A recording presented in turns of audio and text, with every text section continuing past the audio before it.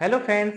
आज हम बात करें कि इनकम टैक्स असेसमेंट कंप्लीट होने के बाद अगर किसी एसएससी की डिमांड निकल जाती है तो आयकर अधिकारी उसे नोटिस देके कहते हैं कि आपकी जो डिमांड निकली है आप उसे डिपॉजिट कराएं, अदरवाइज आपके अगेंस्ट में रिकवरी प्रोसीडिंग इनिशिएट की जाएगी।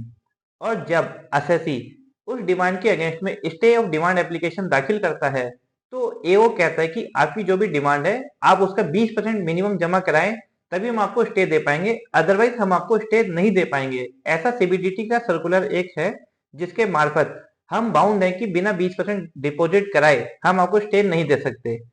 तो हम बात करते हैं कि सीबीडीटी का सर्कुलर क्या कहता है।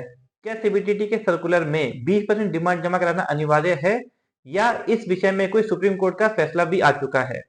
सबसे पहले हम सीबीडीटी का सर्कुलर डिस्कस करते हैं। सीबीडीटी का सर्कुलर कहता है कि अगर किसी एसएससी की कोई डिमांड है और उसने अपील लगा रखी है तो इस केस में उस एसएससी को उस आउटस्टैंडिंग डिमांड का 20% डिपॉजिट कराना है, तो उसकी रिमेनिंग डिमांड ऑटोमेटिक स्टे हो जाएगी till disposal of the first appellate authority. मतलब आपके जो कमिश्नर अपील के सामने अपील है, जब तक उसका डिसीजन नहीं आ जाता तब तक की आपकी रिमेनिंग डिमांड ऑटोमेटिक स्टे मानी जाएगी। अब मान लीजिए कि मेरी डिमांड बहुत बड़ी है, ये किसी एसएससी की आर्थिक स्थिति ऐसी नहीं है तो वो 20% भी जमा करा पाए, तो उस स्थिति में क्या होगा। कई बार डिमांड छोटी होती है तो एसएससी 20% डिमांड डिपॉजिट करा के स्टे ले लेते हैं।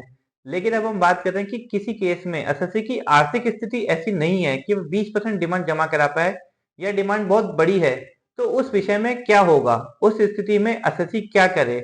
इस विषय को लेकर सुप्रीम कोर्ट का एक जजमेंट है, principal CIT versus LG Electronics Private Limited, जिसमें सुप्रीम कोर्ट ने सीबीडीटी के सर्कुलर को डिस्कस करते हुए कहा है कि सीबीडीटी का सर्कुलर बाउंडेशन नहीं है, यह आयकर अधिकारी पे बाउंडिंग नहीं है।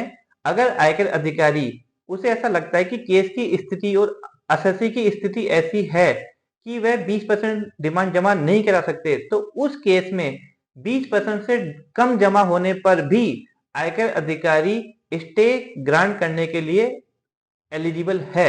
उसे पूरा राइट है कि वह 20% से कम जमा होने पे भी स्टे ग्रांट कर सकता है।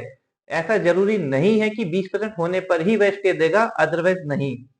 इसी केस को आगे दिल्ली हाई कोर्ट ने फॉलो करते हुए अपने जजमेंट में एक फैसला सुनाया कि अगर जब भी आयकर अधिकारी स्टे ऑफ डिमांड एप्लीकेशन को डील करेगा तो उसे 3 बेसिक प्रिंसिपल को फॉलो करना जरूरी है। पहला prima facie of the case, तीसरा बैलेंस ऑफ कन्वीनियंस, तीसरा इररिपेरेबल इंजरी। अगर एसएससी इन 3 बेसिक प्रिंसिपल को फॉलो नहीं करता तो उसके द्वारा जो भी स्टे की एप्लीकेशन है वह बिना इनके प्रिंसिपल को फॉलो किए खारिज की जाती है, तो ऐसा उसका आदेश इनवैलिड माना जाएगा।